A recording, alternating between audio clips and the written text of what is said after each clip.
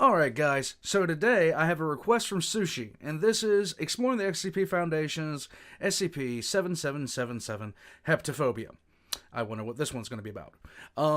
Guys, SCP requests are just all over the place right now. I am sorry I have not been able to get to a lot of people's requests.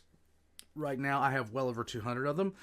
I have been doing about 2-3 requests a day over the past couple of months. Just the past few days, though, I've just been doing one request. I'm going to up that a little bit. But if you want to see something, put a vote in on it. I am considering doing something for the request line just for a little while until I can get things. There's no way I'm ever going to get to all of them. It's just impossible. There's just too many of you and only one of me. And that is the best possible problem a man can have when he's looking at doing stuff like this. In any case, let's get into this. Let's have some fun, guys. And if you haven't subscribed yet, just go ahead and do that. Definitely hit the like button because it does help me out on the algorithm. Let's get in. Heptophobia. Here we go. SCP-7777 Heptophobia. The SCP Foundation has effectively a countless amount of problems to worry about around the world.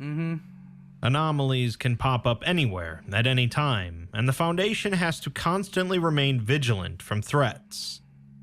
Unfortunately, like any organization, they also have problems from within. But much like their exterior problems, their interior problems can hardly be considered normal.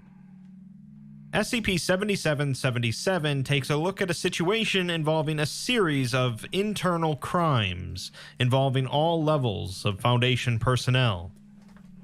One question only leads to another, and before long, the situation spills out into full-blown conspiracy. Lovely. Let's take a look. SCP-7777 is described as an anomalous phenomenon affecting random number generators utilized by the SCP Foundation. This phenomenon can manifest in any random number generator that both continuously creates output and is not, at the time of manifestation, being monitored directly by a sapient individual. It's also noted that the phenomenon affects both pseudo-random generators and true random generators, meaning those that base randomness on a physical process rather than a computer algorithm. When an RNG comes under the phenomenon's effects, it will randomly begin to produce a series of sevens interspersed with zeros at seemingly random intervals. After such an event concludes, the RNG will continue to output as normal, with no detectable differences. SCP-7777 was initially discovered on January 28, 2018, following the presumed malfunction of a CK-class scenario detector. The device's internal pseudo-random number generator had deviated significantly from its synchronized counterpart, indicating a potential CK-class scenario had occurred, meaning a I boomered. I'm sorry. Let me back up a little bit. I was listening to this and I was like, I wanted to say something, and then I hit the pause button. Causing everybody to think they're about to die is usually a good sign that you've done something wrong. Excuse the wrinkled shirt, guys. It is laundry day. Indicating a potential CK-class scenario had occurred, meaning a restructuring of reality. When technician Davis Silverstein checked the random number generator output of the detector, he discovered an abnormal pattern consisting entirely of sevens and zeros, and reported it to a colleague. Curiously, the colleague he reported it to is listed only as Dr. Expunged. Lovely. Dr. Expunged quickly informed the other members of his research team, including a member of the Department of Analytics, a senior researcher whose name has also been expunged. The Expunged family is massive in this universe, I must say. Assistance from Davis, the three were able to copy the abnormally generated numbers onto a separate drive, forwarding the info to the Department of Analytics. The phenomenon was classified and cataloged provisionally as EE770707 indicating a minor extra-normal event. Faced with a number of urgent assignments, the department relegated it to low priority, and as a result, the phenomenon went unresearched for 3 weeks, until Dr. Expunged requested a follow-up. The senior researcher was off-site, so the assignment was given to a junior researcher, also expunged from the document. Big family. After attempting various Lots methods of of cousins. analysis on the data, eventually the junior researcher determined that the number of 7s between each 0 in the pattern never exceeded 255. Under the assumption the numbers may be referring to the value of bytes, they translated the values into ASCII characters. This resulted in the following message. Site Director Franklin Garnett murdered Dr. Teresa Booth on March 11th, 2003 by replacing her medication with compound Y909 and framing it as amnestic overdose. Well, that certainly changed course pretty quickly, as it seems that we're now looking into an internal murder case. Yeah. Upon decoding the message, the junior researcher panicked and emailed the Department of Analytics Ethics Committee liaison, Flora Marinos. After several hours, Marinos read the email and immediately reported it to the Ethics Committee, who launched an investigation into Site 85 director Franklin Garnett, as Dr. Teresa Booth was indeed confirmed to have died from a severe Class C amnestic overdose on March 11, 2003. The Records and Information Security Administration was tasked with locating the exact origin of the message. The official explanation for Teresa's death at the time was that she had suffered from a traumatic loss of a sibling 1 month prior, and unsuccessfully attempted to use Class C amnestics to erase the memories of how they died. Ugh. However, review of archived security footage revealed that approximately 3 minutes of footage were removed from various tapes, including the hallway directly outside of her living quarters on the day prior to her death. With this knowledge, the Ethics Committee suspended Director Garnett's clearance provisionally as the investigation continued, but Garnett noticed the change shortly after and began to flee the site, unsuccessfully. When detained, he Bring him to the plague doctor, see if he has the pestilence. confessed that he had indeed murdered Teresa in order to prevent her coming forward to the Ethics Committee with embezzlement charges against him. Embezzlement? In light of this, all of Garnett's pay was removed from his Foundation accounts, he was amnesticized, and removed from the Foundation permanently. I'm not sure if that really brings justice for her murder, but the case is solved, except for the small matter of where that message came from, and a new issue. Since this event, over 37 new instances of SCP-7777 have appeared amongst Foundation random number generators. We're given an abridged log of a number of these instances, with the first follow-up occurring a week after the initial message was decoded. This instance appeared in a pseudo-random number generator being run alongside SCP-1214, a possibly sapient RNG, during tests by the Department of Analytics to determine the differentiation between 1214 and standard RNGs. The code was translated into a message reading, "Senior researcher Jackson Bell sexually assaulted a female researcher during the Site-18 2016 Christmas party." Sure enough, the Ethics Committee determined that this did indeed happen, but due to the senior researcher's position, no one had reported the incident.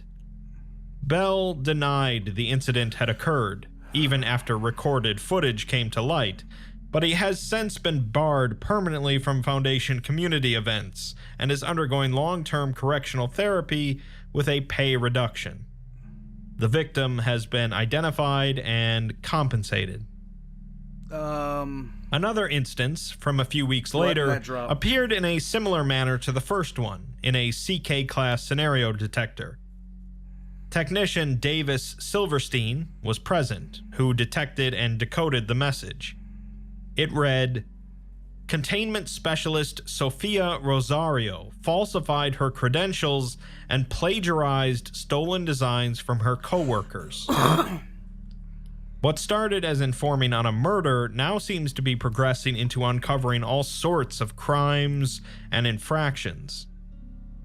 Evidence at first had suggested that Rosario was fully knowledgeable and capable of containment specialization, and none of her former coworkers claimed that their designs had been stolen. However, at Liaison Marinos' insistence, further investigation was pursued, and it was discovered that various minor inconsistencies existed within Rosario's identification documents. Rosario was interrogated, during which she began to hyperventilate and convulse before spontaneously collapsing. Before medics could arrive, she was confirmed dead, and an autopsy revealed that she had consumed a cyanide pill. Her true identity has yet to be confirmed, and since her death, 3 containment specialists had come forward to corroborate that she had stolen designs from them and passed them off as her own. The following 2 instances of 7777 have been expunged from the record by order of the O5 Council, and the next one occurred on May 12, 2018. It was generated during a production of a number for the consumption of SCP-7789, the set of all non-existent numbers that consumes any number associated with it. The message from this instance is translated as, Accountant Gregory Kaplan allowed various monetary crimes to occur due to negligence in bookkeeping important projects. Huh, lovely. Kaplan admitted to negligence in their duties, claiming that they didn't intend any ill will and merely had higher priorities. After some discussion, they agreed to forward all their communications and financial records to the Ethics Committee and transfer their current responsibilities to other accounting personnel. Right. Before they were reassigned to another job, however, D-Class? 058 requested to transfer Kaplan themselves, which was approved. Kaplan's current location and occupation within the Foundation are not known. D-Class. Curious, and it's likely there's more going on here than at first glance. Right, D-Class. More instances occurred, with the 13th being discovered by a doctor who claimed they had been running an RNG on their personal laptop for over 3 months, until an SCP-7777 instance occurred. The translated message reads, Site Director Thomas Graham vandalized SCP-4051's containment chamber with the phrase, dumb anomaly idiot, to intentionally provoke him into breaching. What? Security footage of SCP-4051's containment chamber revealed that this did occur, and investigations revealed that Graham had ordered at least 24 unethical and intentionally cruel experiments against SCP-4051. Second, now I have to find out who 4051 is. 1 second. Whoa. It's dark, guys. 1 second. 4051. Now I have to find out. 4051. Your friendly neighborhood Keter? I haven't heard of this guy. Okay, hold on. Further investigations revealed that this abusive behavior not only extended to SCP-4051, but other anomalies and researchers as well. Look, you can't have Further analysis of the prior 8 years Graham had been in charge of Site-17 showed that he had committed numerous crimes against the Foundation, including homicide, assault, embezzlement, bribery, extortion, verbal and physical abuse, perjury, gross misuse of amnestics, and conspiracy, among other violations of Foundation Code of Conduct. Lovely. When faced with the charges, Graham denied all of them and demanded O5 Council intervention, which was promptly denied. He then attempted to assault a station security officer, who quickly detained him. He has since been removed from his position and assigned permanent D-class status. Additionally, Site-17... I'm about to sneeze.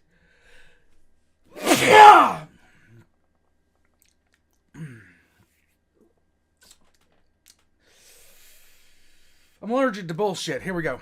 Has been placed under direct ethics committee control, and all affected anomalies and researchers have been provided with compensation and given optional free use of on-site parapsychological counseling. Despite the well-documented existence of all of Graham's crimes, no on-site personnel had come forward with complaints beyond the first 4 years of his tenure as site director, including post-demotion. It's unclear why SCP-7777 highlighted this specific crime. We're still no closer to understanding where these messages are coming from, but they continue to keep on coming. During a New Year's celebration at Site-42, a raffle was held using a ticket system. Midway through the party, various participants noticed that all of the raffle codes were comprised solely of 7s and 0s. Lovely. When an ethics committee liaison at the party discovered this, they halted distribution of the tickets and forwarded all of them to the ethics committee proper. Although some were missing, you can't even have a Santa Claus without the SCP being involved if you're in the SCP Foundation. That's just messed up. Text clues allowed for the following message to be translated. Dr. Theron Sherman attacked junior researcher Roger Radcliffe on September 12, 2018 in Site-42's break room. Radcliffe, when asked, did corroborate this claim, but both physical and written records showed that Sherman was not present in Site-42 when the supposed attack occurred. As a result, no further action was taken, despite Radcliffe's protests, although another instance of 7777 appeared a few days later. This one appeared in a CSD, discovered by a junior technician who, were informed, had Davis Silverstein as a senior advisor before she was transferred to a separate site. The translated message for this one reads, Junior researcher Roger Radcliffe attempted to frame Dr. Theron Sherman using a falsified SCP-7777 instance. Although nice. Though Radcliffe denied the charge, investigation determined that he had entered managerial spaces and replaced the raffle tickets with his own. Nice. Radcliffe was placed on leave for 3 months, and it's noted that this is the first instance where SCP-7777 referenced itself in its accusations, showcasing a degree of self-awareness. I love it. More entries were expunged by the O5 Council, and were given the 26th instance of SCP-7777 manifesting. Here, the astronomy department discovered abnormal fluctuations in the luminosity of the Pleiades star cluster. Although not originally linked to 7777, analysis of the phenomena by researchers accidentally uncovered the corresponding instance's message, which was forwarded to the Ethics Committee. The message reads, Thaumaturgist Diana Ribeiro cast thaumaturgic spells on various Department of Tactical Theology researchers in an attempt to send them to the Abrahamic hell when they died. Damn, Liaison son. Marinos went to Ribeiro to inquire about the validity of the claim, to which Ribeiro confirmed that she had indeed been casting spells to send fellow DOTT members to hell when they died. After intense deliberation, though, it was determined that the success of these spells could not be validated, and nothing in the Ethics Committee guidelines explicitly disallowed spells that did no physical or mental harm. I'm sorry, she's sending them to hell. There's a problem with this. There's an extreme problem with this. As a result, Ribeiro was not charged with any violations, and was allowed to continue working at the Department of Tactical Theology. Other a problem with observatories this, though. focused on the Pleiades cluster did not find any abnormal fluctuations in their luminosity.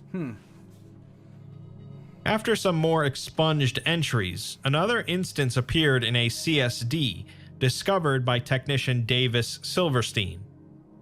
The message translates to, Director Calvin Bold murdered a 6-month-old baby by kicking it into a wall. What? The incident refers to SCP-7469, a child that appeared spontaneously before disasters and often underwent physiological changes, such as growing horns, speaking in various languages, or emitting blood from its orifices. It's unclear if the presence of SCP-6469 caused the subsequent disasters or not. The child appeared spontaneously in Director Bold's office one night and began speaking in Italian, causing Bold to panic and kick it into a wall, killing it instantly. I'm sorry.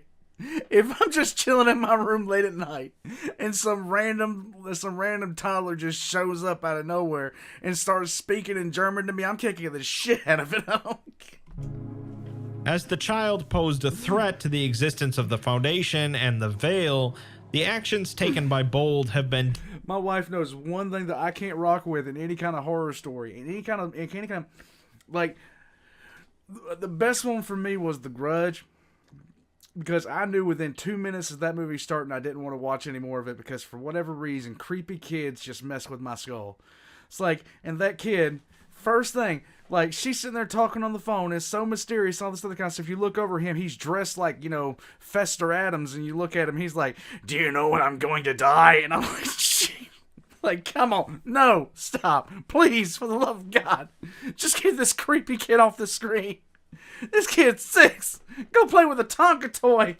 Deemed appropriate for the circumstances, and charges were subsequently dropped. However, the following instance of 7777, also detected by Silverstein in a CSD, reads, Ethics Committee member Jeremiah Sumerian intentionally fabricated the SCP-6469 anomaly to protect Director Calvin Bold. Sumerian complied with the subsequent Ethics Committee investigation and revealed that he did indeed fabricate the 6469 anomaly to prevent Bold's demotion after unintentionally killing a fellow researcher's child, mistaking it for an anomaly. He became aware of this event after Bold messaged him in a panic after the murder.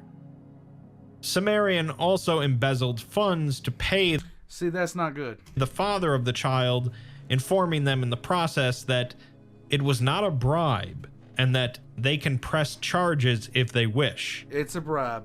The researcher did not bring further charges to the Ethics Committee prior to the 7777 message, nor when they were specifically asked about it. Sumerian was discharged from the Ethics Committee after investigation, but has not been removed from Foundation employment.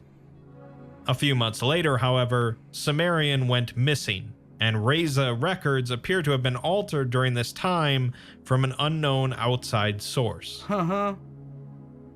There's definitely something pretty fishy going on here, from inside the Foundation, made all the more suspicious by more entries expunged from the record by order of the O5 Council. The most recent 7777 instance found by the Foundation is from May 16, 2021, and is believed to have initially manifested in a CSD. Technician Davis Silverstein had informed Liaison Marinos of it, but was unable to deliver the instance to them. On that day, Site-14 came under attack by a hostile group of interest, believed to be the Chaos Insurgency. The site's security was quickly overwhelmed, but thanks to the unexpected presence of MTFs in the area, the site was retaken relatively quickly. During the retaking of the site, an incident occurred in one of the employee break rooms, and were given a log of the footage. The break room is under lockdown, and all of the researchers are taking shelter under various objects, such as tables or chairs. Alarms are audibly blaring, and the room is darkened to reduce visibility. A loud banging noise can be heard outside of one of the doors, growing louder and more intense as the door begins rattling. The personnel within the rooms begin to whisper with increased panic. The door then breaks in, and a Chaos Insurgency agent enters, causing one researcher to begin screaming. The agent raises their firearm at the researchers and demands that they line up against the back wall. No. All of the personnel comply, and the agent approaches one of them, demanding to know their full name. The researcher complies, and the agent continues down the line, asking each of their names. Eventually, they reach Technician Davis Silverstein, and after hearing his name, the agent immediately shoots Silverstein repeatedly, causing the other personnel to flee. The agent ignores them and continues to fire into Silverstein's corpse until the entire magazine is emptied. The agent then attempts to leave, but is interrupted by an MTF agent who attacks and apprehends them. A couple of minutes later, the Chaos Insurgent begins to hyperventilate and shake. Suspecting self-poisoning, the agent produces SCP-427, a locket derived from SCP-500 capable of rapid healing, and applies it to the insurgent to stabilize them. Nearly all Chaos Insurgency elements either fled the site or were killed in action. The captured agent was placed into forced long-term medical care and was restrained heavily to prevent further suicide attempts. A month later, the Ethics Committee took possession of the Chaos Insurgent, secretly, as it was expressly forbidden for Ethics Committee personnel to place themselves into proximity of a hostile force. Yeah. For the following 3 weeks, they attempted to interrogate the agent, but were incapable of soliciting useful information. A breakthrough was discovered, however, when the genetic material of the agent returned a match in the Ethics Committee database of Foundation employees, a near-identical match to MTF Alpha-1 agent Justin Buell, who was still under Foundation service. What? Further examination of archived Chaos Insurgency agent genetic data revealed further matches with current and former members of MTF Alpha-1. It's believed that this was not discovered earlier due to the aforementioned policy, the Ethics Committee solely holding the employment information of all Foundation personnel, and a lack of incentives to compare CI agents to Foundation personnel. You might want to start doing that. Alpha-1, as a reminder, are among the best and brightest of the Foundation, the MTF that answers directly to the O5 Council. During this time, Reza had taken possession of Technician Silverstein's belongings, including his personal laptop, which contained the latest SCP-7777 instance. The message was decoded and reads, O56 is plotting to murder Technician Davis Silverstein. So, we have a large number of instances of SCP-7777 that have been specifically expunged from the record by order of the O5 Council. Some sort of situation involving Chaos Insurgency members also being members of the O5's personal MTF, and a message foreshadowing Silverstein's death, apparently orchestrated by O56. Yep. Due to all of this, Reza colluded with the Ethics Committee to intercept an upcoming O5 Council session in Site-1 and hold the overseers for questioning. On July 17, 2021, MTF Omega-1 breached the site and attempted to detain the 13 overseers, capturing 7 of them. Interrogation revealed that the O5 Council had been employing Alpha-1 to capture SCPs for their personal benefit, What? which would have been forbidden by the Ethics Committee. The remaining 6 overseers' locations are not known. What in the Since world? July 21st, the Ethics Committee has taken direct control of the SCP Foundation, until the full extent of the damage done to the Foundation can be assessed and repaired. We're given an addendum written by RESA director Maria Jones, in which she says that this is the way it's been ever since. The above file is a mess of conflicting redactions, misleading information, and version conflict. It's the general mission of RESA to attempt to resolve these issues and present a cohesive and streamlined document for This is a whole thing of who watches the Watchers. future onboarding of researchers. They also ensure all proper parties are informed of relevant information and ensure breaches of security are handled and dealt with. 1 second, guys. This file I have a visitor. Alright, and I'm back. Sorry about that, guys. The wife needed me for a few minutes. Here we go. is to remain a permanent exception to their mission. A lot of things haven't sat right with her since they first started looking into SCP-7777. Why are some staff consistently involved in the discovery of instances? Why did 056 attempt to assassinate a random, lowly technician? Why did no one report any of the crimes before the anomaly announced them? And why are so many reluctant to speak up even after? Everything fell into place after they confiscated that laptop, though.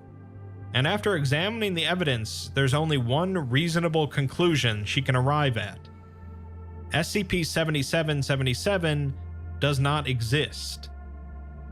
SCP-7777 was, in actuality, a coordinated effort between Silverstein, Marinos, and various other faculty members whose names she has expunged from the record, to create a platform to whistleblow the Foundation's corruption. Using various tactics, they've successfully managed to fool a majority of the Foundation's leadership, including the Ethics Committee and RESA, into believing that SCP-7777 is a real, anomalous phenomena which cannot be controlled. Only recently have some of them caught on, including 056, who still hasn't been caught and tried to uproot the project at its source, completely unaware his plan had already been compromised and used to trigger his own downfall. Nonetheless, the Ethics Committee is completely in the dark about SCP-7777's true nature, and she intends to keep it that way. She has reason to suspect that their intentions aren't as pure as they'd like everyone to believe. Right. Most of the data they have on what occurred has been from the Ethics Committee's reports, and they conveniently paint a pretty picture of the Ethics Committee overthrowing a corrupt O5 Council. Right. A whistleblowing service wouldn't be necessary to begin with, however, if the Ethics Committee was actually fighting corruption. She doesn't think that they're getting the full story here. Between the missing employees, the coincidental possession of SCP-427, and that one conspicuous database infiltration. It's quite possible that the Ethics Committee is playing their own game, with the O5 Council now gone. She hasn't a clue what they intend to do with the Foundation as the sole executive power, but she doubts that it's remotely good.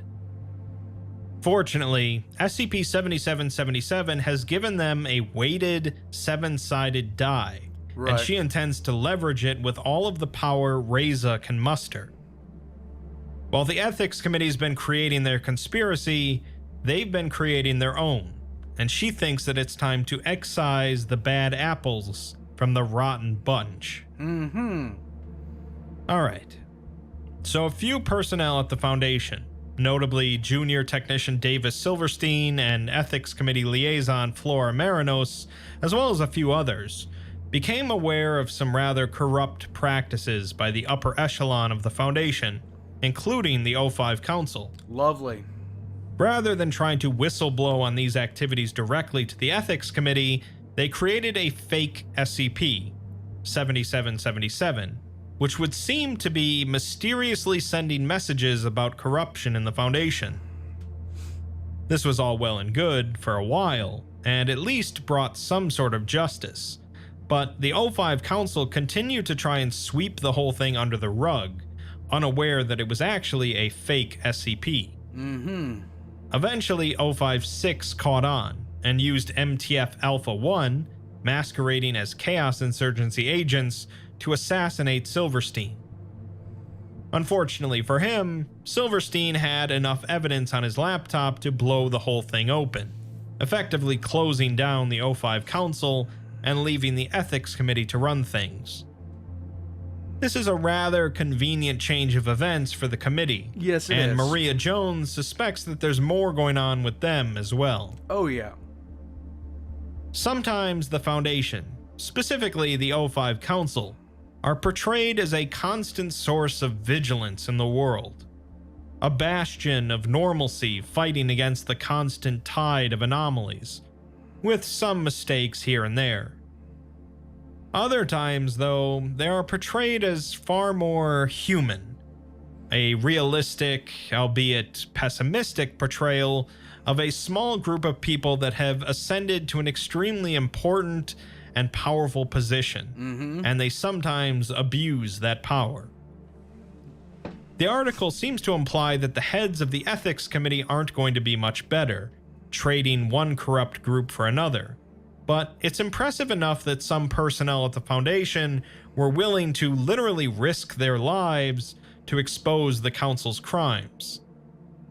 It's certainly possible that others, including Maria Jones, will do the same for whichever group may run the place. As the saying goes, the only thing necessary for evil to triumph in the world is that good men do nothing. There we go. And here's the end of... Oh, wait, never mind. There we go. Alright, guys. So, this was interesting because even though it's not truly an SCP, they used that entire thing against as a weapon. And it gradually escalated. It gradually escalated until they got what they wanted. Unfortunately, people died, of course, but... and the guy that was kind of like the junior researcher behind it was killed. Oh, wow. This would make an excellent, it would make an excellent part of a franchise, honestly. People faking an anomaly just to basically take on corruption at their upper echelon. I absolutely love it. This was excellent. Good recommendation by Sushi. Guys, all the Exploring series links are going to be in the description down below, including links to their merch and mine. Stuff done by the Valk, which there might be some more in the future. I don't know quite when, but definitely leave a like on this video. Check out the Exploring series if you haven't already. And, guys, I hope to see you soon. Join the Discord if you want to. I'm going to be having to take it to a community server soon, I think. I've come a long way. What can I say? I'll catch you guys next time.